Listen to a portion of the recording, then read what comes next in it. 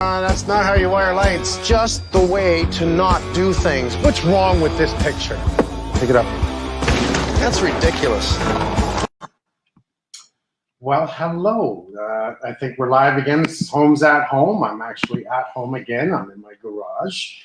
You know, it's funny because yesterday I had a friend over that I haven't seen in a long time. We kept our distance, but what we were doing was working on my log splitter because it's been driving me nuts. I get this great 22-ton log splitter.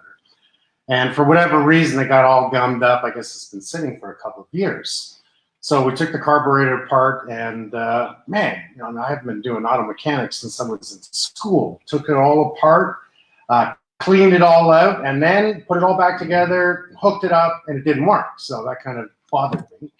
But we had to figure out why it didn't work. So now we start tracing different things like, is gas getting to the carburetor? It ended up being a simple little blockage inside the valve that turns it on and off. It was full of dirt. So once we blew that out, put it back together, it started with one pull. And here I am today, especially. I'm splitting logs, and I'm splitting big wood from across the street, that big house that you saw me do, with the family, with the Holmes family. And speaking of the Holmes family, let's start. I have my son right up. We've got a new screen here that I'm really liking this. Michael, where are you? There you are. How are you? How's it going, everyone? You're looking good. You're up in your cottage house. Yeah, we're up north here. We're just isolated up here. Much like you, we're doing lots of work around the house. We're filming, I think, all of it, trying to edit it at the same time. And, you know, we're being very productive. We're having fun with it and making the best of it like everyone else. You know, it's funny. I noticed your hair's getting long. My hair's getting long. I was going to say, we should have a contest. See who comes out of this with the longer hair. Well, it's already bugging me, and it's funny because I look at what's being sold out in the stores right now, and let's go back to the beginning. At the beginning, there was crazy lineups for toilet paper, and I didn't quite get that because it didn't make a lot of sense to me that people were just going in and fighting for all the toilet paper. And Yeah, one time I was in the store and I coughed, and 20 people crapped their pants, and then I went, "Oh my God, I get it." Yeah, oh, that is good. That's good. That was your now. What's selling in the stores? Food. Food's definitely. No, food's still selling, but it's not crazy like it was. It's hair dye for women. It's hair clippers are at 186% from last year in sales at this point. I mean, the stuff that I guess that we just can't get our hands on, going to the barber, getting a haircut. You know, the toilet paper thing I'm never going to get. But well, you know, I agree with you there about the toilet paper thing. Like, I don't think hoarding toilet paper is a good solution. But as for the hair, I don't trust myself to cut it. And also, I look at this like, how many times am I going to actually grow out my hair? And it's not like I have a choice either way. So I'm just going to see what happens. And at some point, I'll probably get sick of it, maybe shave my head. But until then, here we are. That's where I may end up going, is with the buzz. But I don't know. I'll take that as it comes. Now, we do have a couple of questions. You want to do this together? Let's do it together. Let's tackle them. All right, this one from Kathy. And she says, I have popcorn ceilings, that stucco that everybody's used to seeing. Does this mean there's asbestos anywhere? The home is 1995. No. So here, why don't we tackle this together? I figure I'd start it. Asbestos was ruled out in about 1980. And I think something we agree on here, Holmes, is that homes built up until 1985 is something we have to look at for possibility of having asbestos in the home. So if your home was built in 1995, I wouldn't worry about asbestos being in it. However, I would worry about the popcorn ceilings that you have to look at. But there's lots of ways to tackle that and sand it off, scrape it off.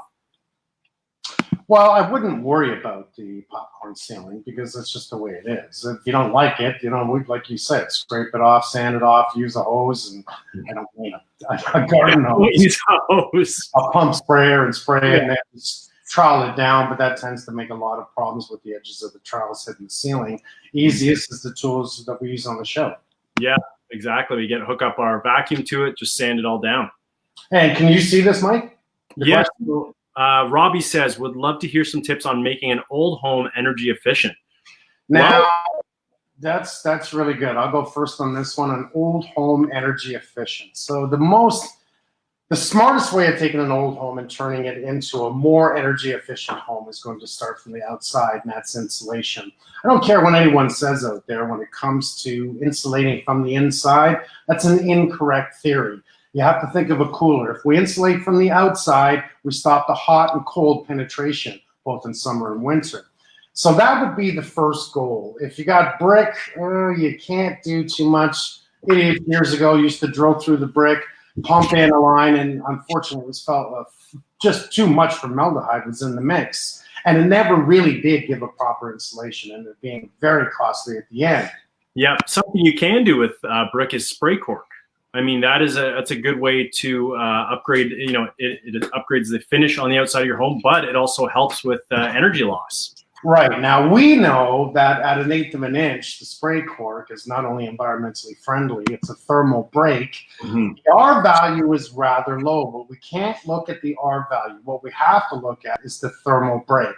If 1/8 of an inch can give you a thermal break, that's going to be a huge advantage. So brick purposes, yes, you can go ahead and use the spray cork, and there's multi-colors and multi-choices. If you have a wood or siding on the outside, then I would strip that, and I'd actually put up at least a 2-inch foam, and hopefully even more if you can, and then do a foam and stucco, and you're really going to encapsulate that, add more insulation into the attic, put in a new high-efficiency furnace, and there's your first 2-3 steps to making the home more energy efficient. Yeah, and little things like maybe changing out your thermostat to a smart thermostat so it gets to know your patterns and your habits. It can change the temperature when you're not home, when you're going to bed.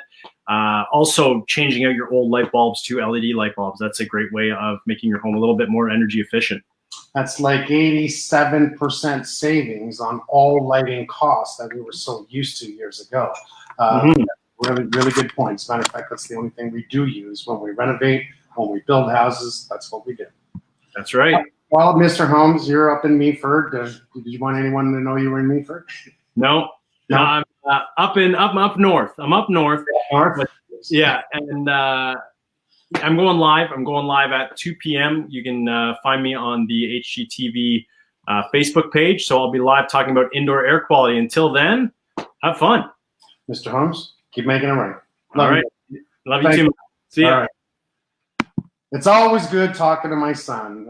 Unfortunately, I don't get to see him much. I haven't seen a lot of people lately. Very rare we get to see anyone. And it's probably wise to keep that distance. I think for the first time in as long as, I can remember from being born, this is a time in life where we tend to be just home, just us, not doing much, working on the property. I've got 10 acres and it works for me. Mikey's got about 2.5 acres up north. And at first I thought I was really going to lose my mind, that I would be so bored, but there is things to do. And I don't think I've been this calm in many, many years. And when I say calm, I'm relaxed. And who would have thought in the long run, all this pandemic and crazy crap and toilet paper, but I got to keep going back to that I would be relaxed at home, and I'm feeling good about it. However, I do hope that we get back to work really soon, because work, the economics of this country is starting to concern me. I'm hoping this doesn't pass another 30 days. And bit by bit, we know that this isn't going to just, turn on the taps and everything's going to go back to normal. We're going to have to start letting things open. I can see restaurants staying closed. I can see bars staying closed. And that's going to hurt the owners of all of these places. There's no doubt in my mind. But as long as we try to keep working, together and slowly get this thing back, that's going to be up to us to stay at home, keep away from people, and don't hoard the toilet paper. But we're going to get into some questions here, and I already know a couple of them, so I'm excited about these questions. I like this kind of time and talking. And right now we've got a couple, Brendan and Colleen, with us. You're going to tell us a little story about the shower. How you guys doing?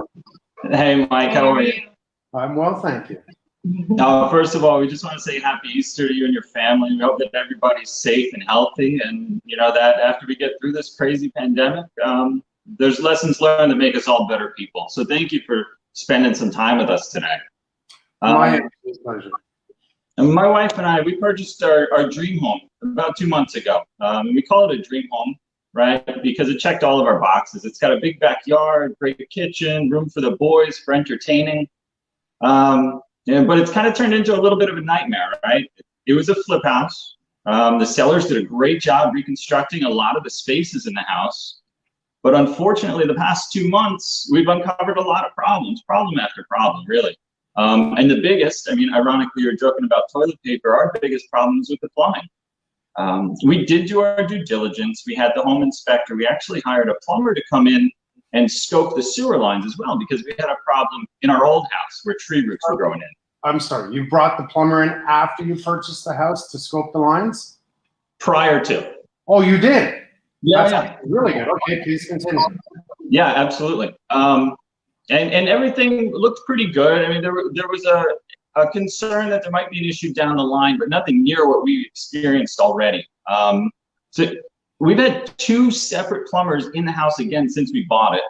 The first one because a few days, less than a week after moving in, we had a major clog, and that's the pictures that you saw, to the point where toilet paper came up through the drain pipes in the shower and in the master and in the main bathroom. I'm looking at the picture right now.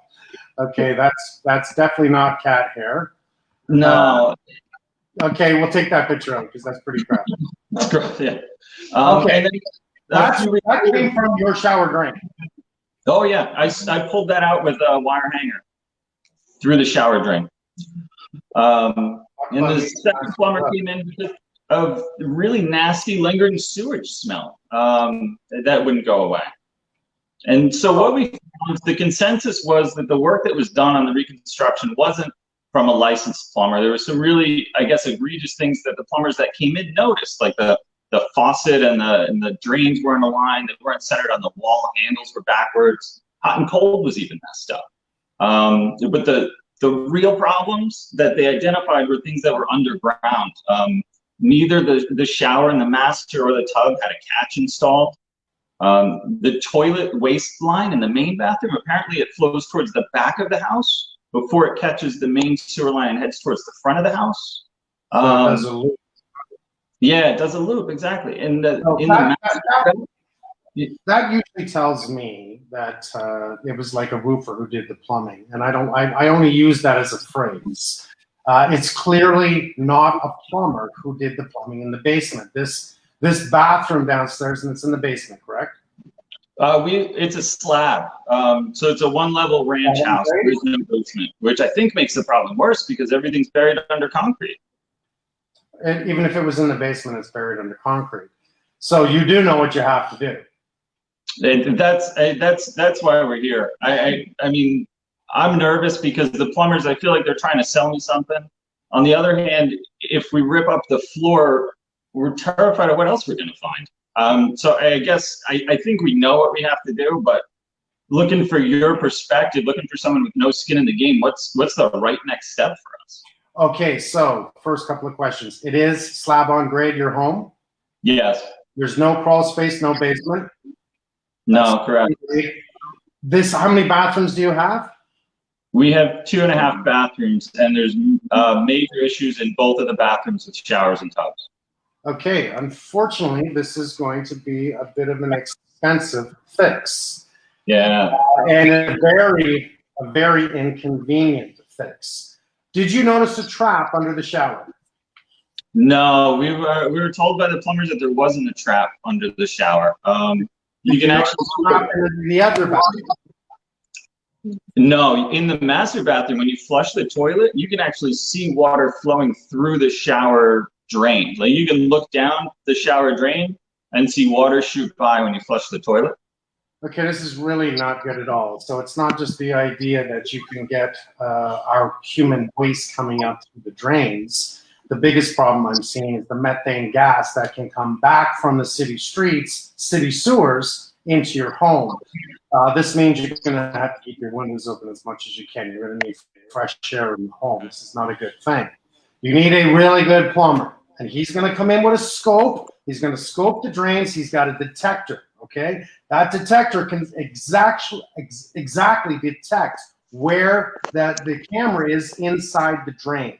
He needs to mark out from the city sewage line the root of all drains inside your home. This is going to be, that's your least expensive part. That's not a lot of money. That's going to range anywhere from $400 to $800, that he scopes where the drains are in the home.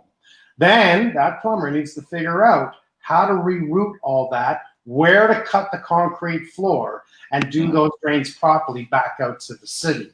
So that's going to dictate, just that alone, once it's mapped out, what needs to be changed and how to bring it back up to code, which it wasn't into code in the first place, which leads me to another question. How old is this home? The home itself is probably 50 or 60 years old, but this was a complete gut job that was done in the last year. We had shown the town the video of, or they've tried to make additives. No matter what, this is what you need to do. We have plumbers on the website, makeitright.ca. These are the guys that we care about. We know they're not going to do it wrong. We know they have integrity and care about you. But you need to map out all those drains to determine what needs to be removed, how the floor needs to be cut, how everything needs to be tied back in, and that will dictate the costs. That could range anywhere from $10,000 is my first guess. Hopefully not more than 20. But I don't want to tell you that until it's mapped out. It could be just 5,000, and that would be good news. Okay. Do me a favor. Please keep me informed on this, because I'd like to know what comes from this, and we can talk again maybe in the next few weeks. And that would be fantastic. We really appreciate your time, Mike. My pleasure. And watch the gases in the house. I'm a little concerned with that. Okay. Yeah, that's good advice. Thank you very much. Have a great day. Thank you. Wow, I got to say, these are some things that you don't see too often. The house is, about 50 years old. Obviously, somebody has manipulated this house and has cut the floor, but whoever did the plumbing made all the mistakes with no traps. A trap is designed to have water in it to stop that gas, and I'm talking methane gas, from the city coming back into your home. Methane gas can be a little bit of an explosion. Hopefully it's not even close to that, but we don't know until it's actually looked at. So this is something important to look at, and hopefully nobody else buys a house. The shameful part about this is that the homeowners brought in a plumber to scope the drains before they bought the home. So they really did more than most people I've ever seen when it comes to buying a house. The problem was this plumber missed it. It doesn't mean he did it on purpose, but he missed it. And that becomes an issue, and now a financial burden for both these two beautiful people. We have some more questions here, and I can't wait to get to them. This one is from Ruthie. I usually hear Ruth, but Ruthie, I kind of like that. You can call me Mike. We had a leak from the toilet, and we had a new toilet put in. We have not been able to fix the ceiling, and it has black dots forming. Can we just paint the ceiling? So if you watch the show, can you just paint the ceiling? Sure you can. But the problem is, it's clearly leaking from the bottom of the toilet, whether it's the wax gasket that the toilet sits on, or it's dripping from something else. It's a different toilet. Does it have a thermal break in the tank? Is it condensating on the outside? When I say thermal break, is it an insulated tank? So this needs to be checked as to why it's leaking and why it's coming downstairs. Solve the leak, then you can fix the ceiling. Nice and simple, okay? And nowhere near as expensive as the last couple I just talked to. This one's from Anne. She says she loves my show. Do you build houses? And if so, where? I will be watching. Well, Anne, once in a while you're going to see my company build some houses. But I knew that, being so busy with filming around the world and doing the things that we do, that I could not build for everyone out there that wanted a new home. That's why I started the Homes Approved Homes program. And I teamed up with some of the best builders, or I should say, the best builders in Canada. I think we have 44 Homes Approved builders in Canada, right from east to west, north to south. And these guys have integrity. They care about what they're doing. They build above code. They build them energy efficient. These are the guys that should be patted on the back, should be recognized to everyone out there. And that's why I started that program. With that program, we've got the Homes Approved products, which benefits the builders, benefits the buyers. That'll be you. So all you have to do is go to makeitright.ca, find out where all these Homes Approved builders are. They're now across the United States, and we're building it more. The lovely, wonderful thing about the Homes Approved homes is you can't have my name without my company documenting the build. That protects me, it protects you, the buyer, and it protects the home builder. That's a win-win-win as far as I'm concerned. Go to makeitright.ca. Mike, we bought a house built in 1977. Instead of scraping the excess mortar off the brick, the owner went with this look. See picture, which we're going to take a look at in a second. We don't like it. We have started chiseling. Okay, let's take a look at the picture. Let's see. Okay, now, all right, this is not, I don't believe at all that this is just someone that doesn't know how to lay brick. This is actually a choice in a pattern of mortar, and I believe you can call it overflow. And what they do is it's a sloppy look. Some people actually liked it. This was done probably 20 years ago. That's the era that that look was different. We like that really almost thumbed, it's chiseled back look. And that's because that stops any rain from coming in because it's concave like this. And it just, what it does is it really keeps the mortar lasting longer than the brick. And that's the #1 recommended way to actually mortar the brick. So in this case, because it was done, we'll call it the overflow look, and that's what it is. It overflows the brick. You can fix this. Unfortunately, it's going to be a lot of work if you do it yourself. If you hire a tuck pointer or a brick finisher to come in and do this, they'll take a grinder and they will grind it right back. But think about how much mortar throughout all this brick it's going to take to grind it back. It's not a terrible cost. It is your home, and you should think about what you want to do and how you feel good about it. Document it before, after pictures. Anything you do to your home, document it for resale purposes. I wish the other contractor or home flippers did that with the wonderful couple I was talking to. Because then, if they had the pictures, you could see where the drains were, etc. The problem is, I guess if you do bad work, nobody wants to take pictures. So you can fix it. It's not so much. It's up to you. Hello, Mike Holmes. Quick question for you. Given that summertime is approaching soon, should I be shutting off my home's HRV system once I am no longer using my furnace? And will my AC be enough to manage the higher humidity levels that come with summer? Okay, let me just start with what is an HRV. That is a heat recovery ventilating system.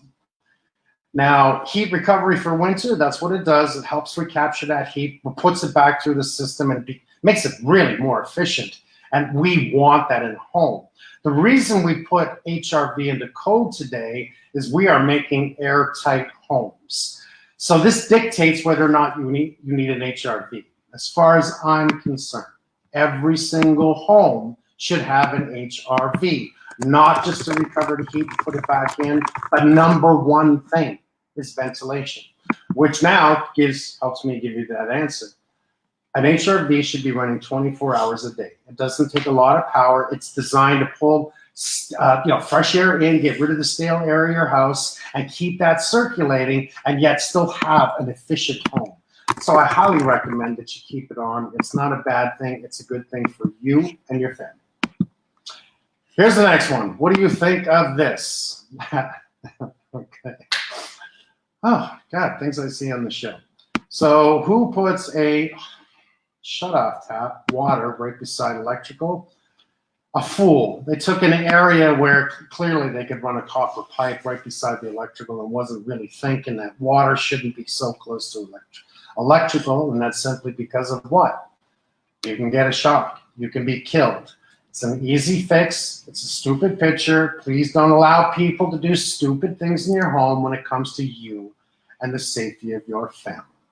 So for now, I think we've talked a while. I've really enjoyed this. I want to see you next week. I'll be right here. And who knows, maybe we'll have something else on the screen because this is feeling good. Keep making it right. Thank you.